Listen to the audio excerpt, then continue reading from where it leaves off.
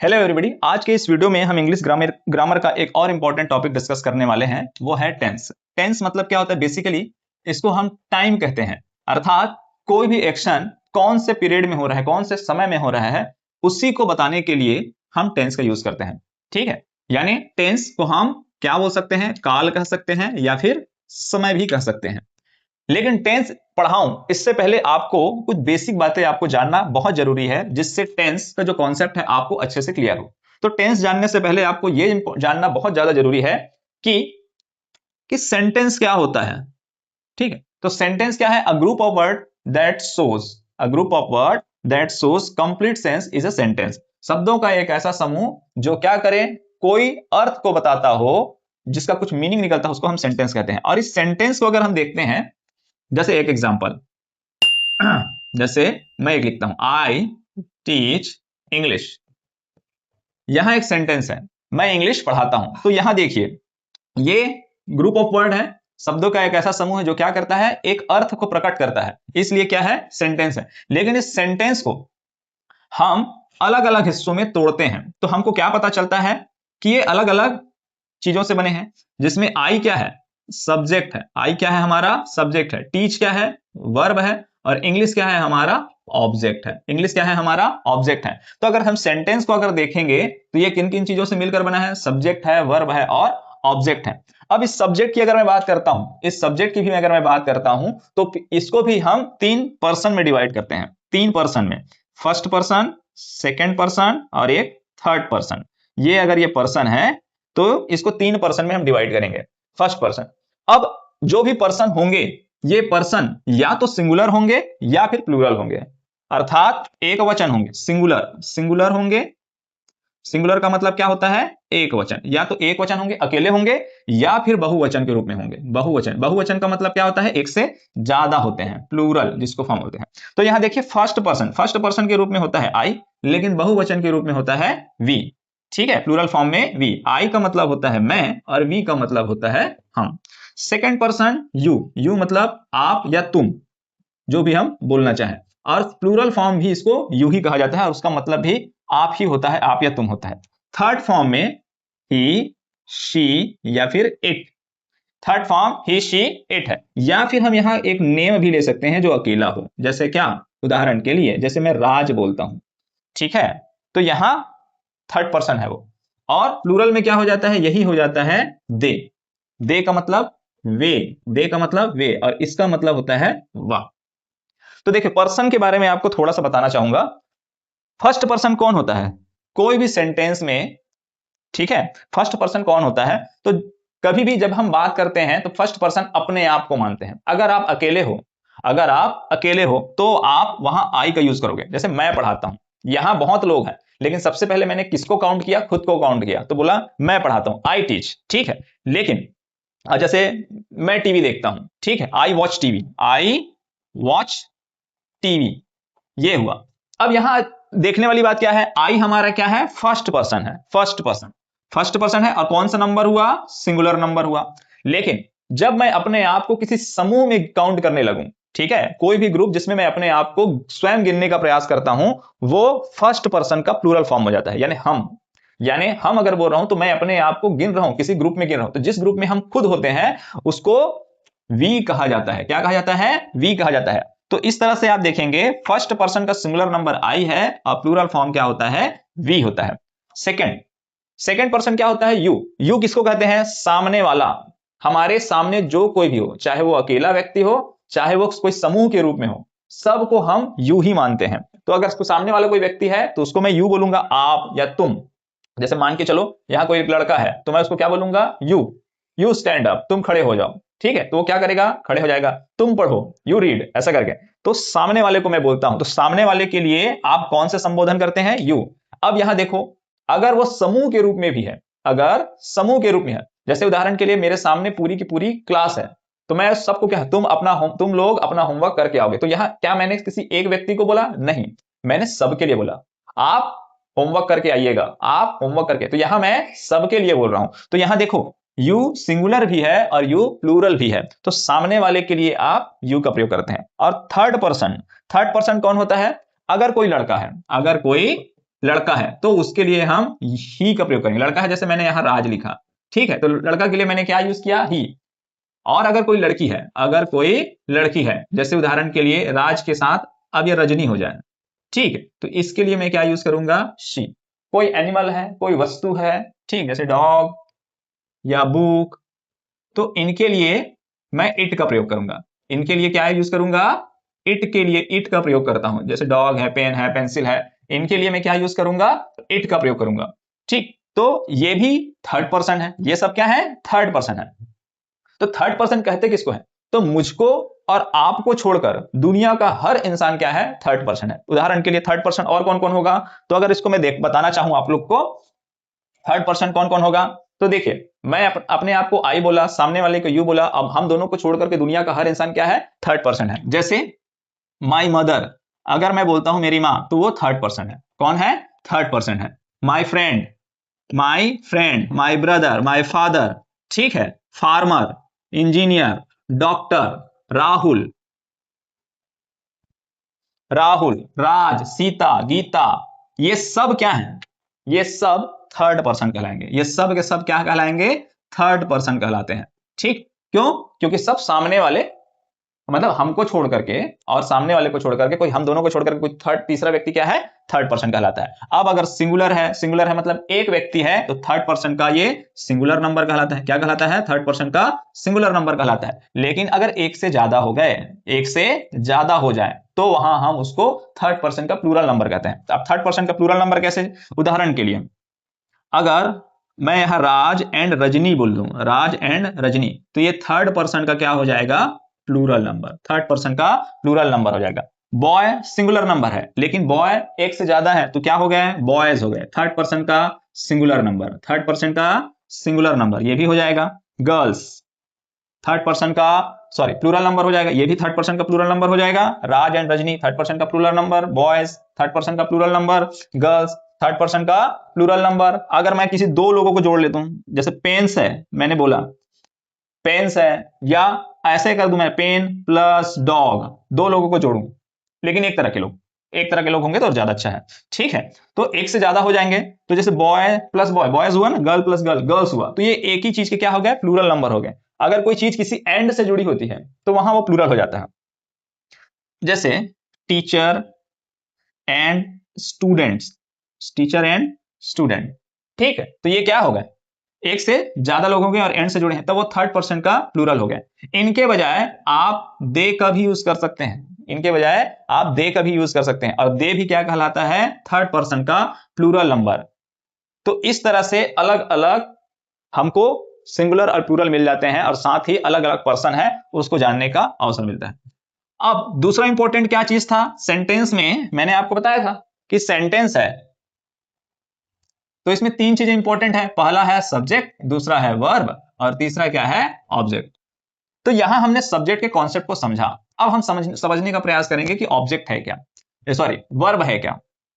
तो वर्ब के अगर मैं बात करता हूं, तो वर्ब का मतलब क्या होता है, मैंने आपको पिछले क्लास में ही बताया था, verb is a word that shows an action, ठीक है। वर्ब क्या है, जो किसी एक्शन को बताता है, स्टेट अर्थात अवस्था को बताता है, और पोजीशन या फिर हक को बताता है, अधिकार को बताता है, ठीक है। तो अब इस वर्ब को हम अलग अलग फॉर्म में डिवाइड करेंगे ताकि वो आपको और अच्छे से समझ में आ जाए। तो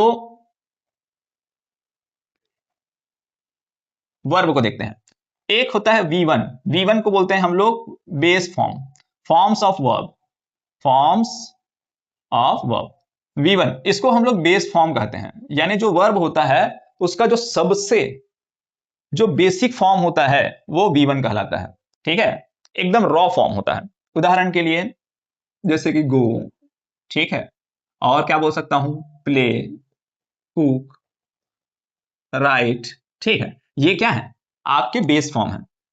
सेकंड है V2, इसको सिंपल पास्ट कहा जाता है, सिंपल पास्ट फॉर्म कहा जाता है, ठीक है, यानी वर्ब का सेकंड फॉर्म, वर्ब का सेकंड फॉर्म। तो जैसे गो का क्या हो जाएगा, वेंट हो जाएगा, प्ले का क्या हो जाएगा, प्लेड हो जाएगा, कुक का क्या हो जाएगा, कुकड हो जाएगा, और राइट का क्या हो जाएगा, रोट हो जाता है।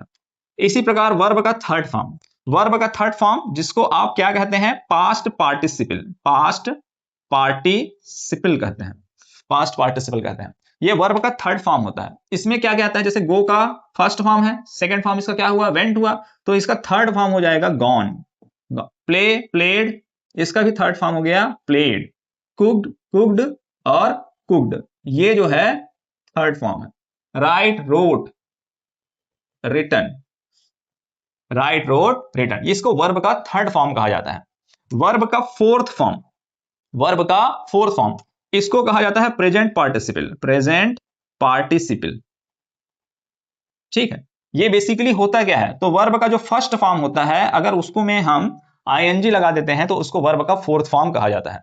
जैसे ये क्या है, गो है, तो गो में आईएनजी अगर लग जाएगा तो क्या हो जाएगा, ये गोइंग। प्ले है तो प्ले में आईएनजी अगर लगा देंगे तो क्या हो जाएगा, प्लेइंग। कुक है, कुक, तो इसमें अगर आईएनजी अगर लगा देंगे कुक के बाद तो कुकिंग। राइट है तो यहां देखो आईएनजी अगर लगा देंगे तो राइटिंग।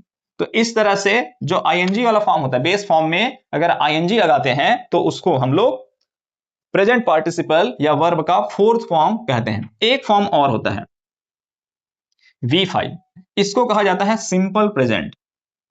सिंपल प्रेजेंट, जैसे ये सिंपल पास्ट होता है वैसे ही ये सिंपल प्रेजेंट होता है। इसमें क्या होता है, जो वर्ब होता है उसमें वर्ब का फर्स्ट फॉर्म है, इसमें आप या तो एस लगाएंगे या ईएस लगाएंगे या फिर आईईएस लगा देते हैं। ठीक है, उदाहरण के लिए जैसे गो है तो गो में ईएस लगा तो ये क्या हो गया, गोज। प्ले है तो प्ले में एस लगा तो प्लेज। कुक है, कुक में एस लगा, कुक्स। राइट है और राइट में ईएस लग गया तो क्या हो गया, राइट्स। तो इस तरह से फॉर्म्स ऑफ वर्ब है जो कि 5 टाइप के होते हैं, 5 टाइप्स। ठीक है, 5 प्रकार के होते हैं जिसको आपको जानना होगा। तो ये हमारा वर्ब है, यानी सेंटेंस का दूसरा हिस्सा, मतलब सब्जेक्ट के बाद हमको तो दूसरा चीज जानना था कि वर्ब क्या क्या होता है, उसको हमने जान लिया। चलिए थर्ड फॉर्म, सेंटेंस का तीसरा चीज, इसको भी हम जानने का प्रयास करेंगे। सेंटेंस, इसमें जैसे कि मैंने बताया सब्जेक्ट, वर्ब और क्या होता है, ऑब्जेक्ट। तो तीसरा इंपॉर्टेंट चीज क्या है हमारा किसी भी सेंटेंस में जानने का, वह है ऑब्जेक्ट। अब ऑब्जेक्ट क्या है, ऑब्जेक्ट जैसे उदाहरण के लिए राम ने रावण को मारा बोलते हैं, राम ने रावण को मारा। ठीक, तो इसमें काम कौन कौन कर रहा है, राम कर रहा है, यानी ये हमारा जो काम करने वाला होता है उसको हम क्या कहते हैं, सब्जेक्ट कर रहे हैं। काम क्या हुआ, तो मारने का काम हुआ, तो ये हमारा वर्ब हुआ। लेकिन राम के एक्शन का प्रभाव, राम ने जो मारा है तो मरा कौन, रावण मरा ना, तो रावण पर उस काम का जब प्रभाव पड़ रहा है, तो जिस पर किसी काम का प्रभाव पड़े उसको हम लोग ऑब्जेक्ट कहते हैं। क्या कहते हैं, ऑब्जेक्ट कहते हैं। ठीक है, जैसे एक और एग्जांपल देता हूं, आई टीच इंग्लिश अगर मैंने बोला, ठीक है, तो यहां आप देखेंगे पढ़ा कौन रहा है, मैं, आई मेरा क्या है, सब्जेक्ट है। काम क्या कर रहा हूं, पढ़ाने का, तो पढ़ाने का काम हो रहा है इसलिए वर्ब हो गया। लेकिन क्या पढ़ा रहा हूं, ठीक है, क्या पढ़ा रहा हूं, तो ये इंग्लिश हमारा क्या कहलाएगा, ऑब्जेक्ट। ये क्या कहलाएगा, ऑब्जेक्ट। या इसको मैं ऐसे भी बोलता, I teach you English, I teach you English. तो ये जो सब ये वाला हिस्सा है, ये क्या, मैं आपको इंग्लिश पढ़ा रहा हूं ना, मैं इंग्लिश पढ़ाता हूं, ये जो मैं सेंटेंस लिख रहा हूं ये क्या है, आपका ऑब्जेक्ट है। तो सब्जेक्ट जो भी काम करता है तो वो जो क्या करता है वो क्या कहलाता है, ऑब्जेक्ट कहलाता है। या उस काम का प्रभाव किस पर पड़ता है वो क्या कहलाता है, हमारा ऑब्जेक्ट कहलाता है। तो इस तरह से ये ऑब्जेक्ट होता है। अब ऑब्जेक्ट को कैसे जानेंगे, तो हर एक सब्जेक्ट का एक ऑब्जेक्टिव फॉर्म होता है, हर एक सब्जेक्ट का क्या होता है, एक ऑब्जेक्टिव फॉर्म होगा। ये सब्जेक्ट है और ये उसका क्या है, ऑब्जेक्ट फॉर्म।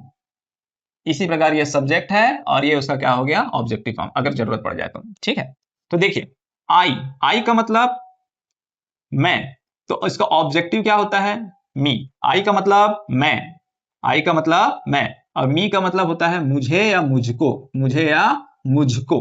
ठीक है, मी का मतलब। इसी प्रकार वी का मतलब हम, और ऑब्जेक्टिव फॉर्म क्या होता है इसका, अस या अस का हमें या फिर हमको, हमें या फिर हमको। इसी प्रकार यू का मतलब आप, और इसका ऑब्जेक्टिव भी क्या होता है, यू होता है।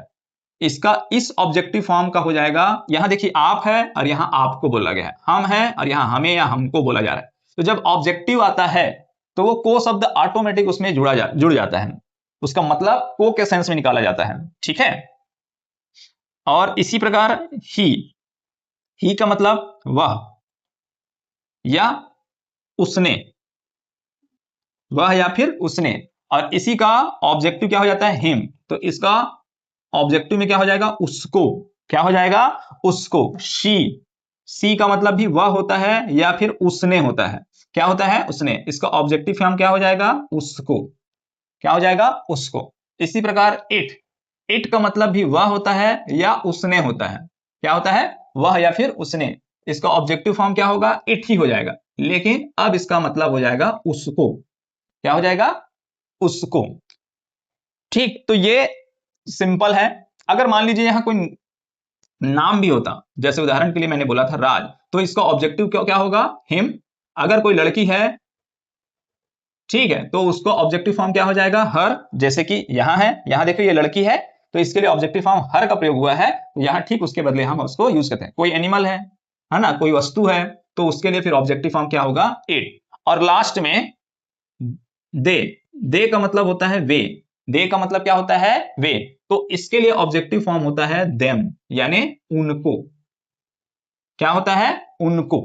अब यहां दे की जगह मतलब जब प्लूरल हो, एक से ज्यादा लोग हों, जैसे उदाहरण के लिए मैंने बोला कि राज एंड रजनी, ऐसा हो, तब भी उसके लिए ऑब्जेक्टिव फॉर्म क्या होगा, देम ही होगा, ठीक है, यानी उनको के सेंस में यूज होता है। तो इस तरह से आपने हर एक सब्जेक्ट का ऑब्जेक्टिव फॉर्म जाना। ऑब्जेक्ट होता क्या है, तो ऐसा वर्ड जिस पर कोई सब्जेक्ट जो कार्य कर रहा है उसका प्रभाव जिस पर पड़ता है, उसको हम क्या कहते हैं, ऑब्जेक्ट कहते हैं, ऑब्जेक्टिव फॉर्म कहते हैं, ठीक है, उसका, उस सब्जेक्ट का ऑब्जेक्टिव फॉर्म भी कह सकते हैं।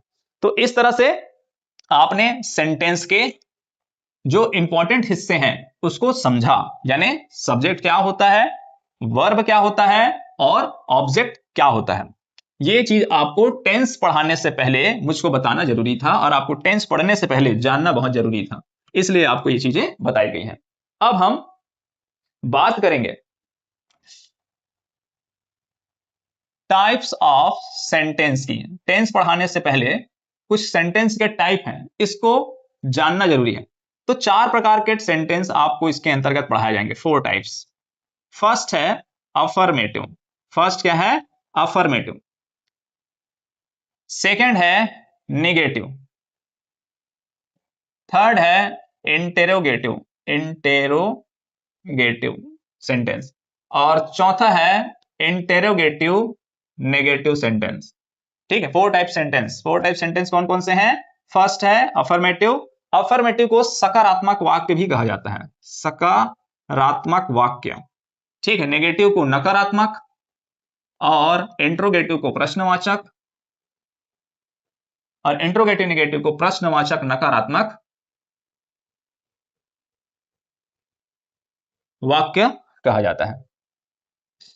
ठीक, अब उदाहरण को समझते हैं। जैसे मैं एक सेंटेंस बोलता हूं, जैसे मैं क्या बोला, मैं इंग्लिश पढ़ाता हूं आपको, तो मैं क्या बोलूंगा, I teach English, I teach English. इसका क्या मतलब निकला, मैं इंग्लिश पढ़ाता हूं, यही इसका मतलब है, सिंपल सा। लेकिन अगर मैं नेगेटिव अगर बोलूंगा, तो इसको मैं क्या बोलूंगा, नहीं आना चाहिए शब्द में। क्या शब्द आना चाहिए, नहीं। मतलब इसी सेंटेंस को मैं नहीं के सेंस में बोलूंगा, तो मैं क्या बोलूंगा, I do not teach English, मैं इंग्लिश नहीं पढ़ाता हूं, मैं इंग्लिश नहीं पढ़ाता हूं, ठीक है। ये, अब यहां देखिए, मैं इंग्लिश पढ़ाता हूं, ये पॉजिटिव चीज है। मैं स्वीकार कर रहा हूं इस चीज को, मैं इस चीज को क्या कर रहा हूं, स्वीकार कर रहा हूं कि मैं इंग्लिश पढ़ाता हूं। यहां मैं मना कर रहा हूं कि मैं इंग्लिश नहीं पढ़ाता हूं, यहां नहीं शब्द आया है। जब नहीं शब्द आता है तो उसको हम लोग नेगेटिव सेंटेंस कहते हैं। क्या कहते हैं, नेगेटिव सेंटेंस कहते हैं। इसी प्रकार तीसरा है इंटेरोगेटिव सेंटेंस, यानी प्रश्नवाचक। क्या मैं इंग्लिश पढ़ाता हूं, do I teach English, do I teach English, क्या मैं इंग्लिश पढ़ाता हूं।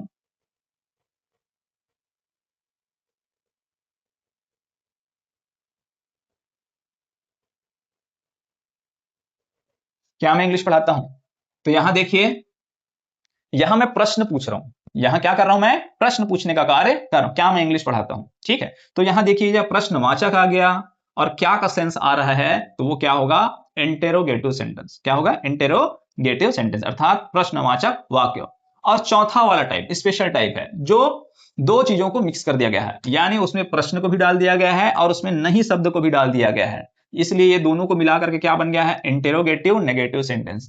इंटेरोगेटिव नेगेटिव से यानी क्या करके प्रश्न भी पूछा जाएगा और नहीं करके मना भी किया जाएगा। ठीक है, तो वहां कैसे रहेगा देखते हैं इसको। Do I not teach English, और लास्ट में प्रश्नवाचक। क्या मैं इंग्लिश नहीं पढ़ाता, क्या मैं इंग्लिश नहीं पढ़ाता।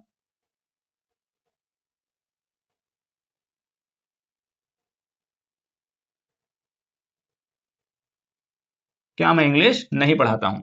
तब यहां देखिए, ये चारों सेंटेंस को देखने से आपको क्या पता चल रहा है, ये वाला जो सेंटेंस है इंट्रोगेटिव नेगेटिव सेंटेंस, इसमें मैं प्रश्न भी पूछ रहा हूं, क्या मैं इंग्लिश पढ़ाता हूं, लेकिन इसमें मैं एक और शब्द क्या डाला हूं, नहीं शब्द डाला, क्या मैं इंग्लिश नहीं पढ़ाता हूं, यानी मैं प्रश्न भी कर रहा हूं और नहीं शब्द पर बल भी दे रहा हूं। तो ऐसे सेंटेंस को आप इंटरोगेटिव नेगेटिव सेंटेंस कहते हैं।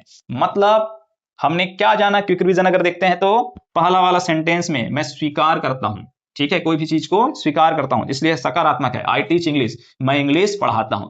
दूसरे वाले सेंटेंस में मैं मना करता हूं, I do not teach English, मैं इंग्लिश नहीं पढ़ाता हूं। ठीक है, यानी यहां नहीं शब्द आया, यानी मना है।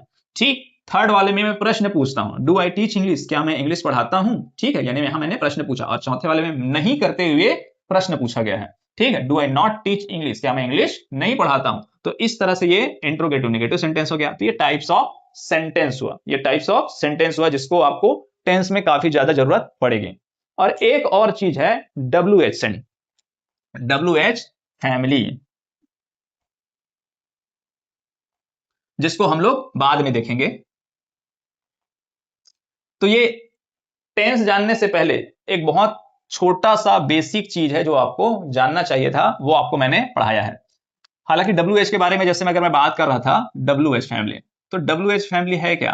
WH का मतलब होता है जैसे WH से या W से या S से स्टार्ट होने वाले प्रश्नवाचक वाक्य, जैसे क्या, व्हाट का मतलब क्या होता है, ठीक है, वेयर यानी कहां, व्हेन यानी कब, वाई यानी क्यों, whom मतलब किसे या फिर किसको, किसे या फिर किसको, हाउ मतलब कैसे। तो यहां देखिए W भी आ गया और H भी आ गया, ये सारा चीज आया कि नहीं आया।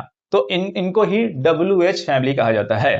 ठीक है, तो ये सारी चीजें आपको जाननी चाहिए। अब इसका प्रयोग कैसे होगा, तो जो इंट्रोगेटिव सेंटेंस है, जो इंट्रोगेटिव सेंटेंस है उसके सामने अगर लगा देते हैं तो हमारा वो WH फैमिली हो जाता है।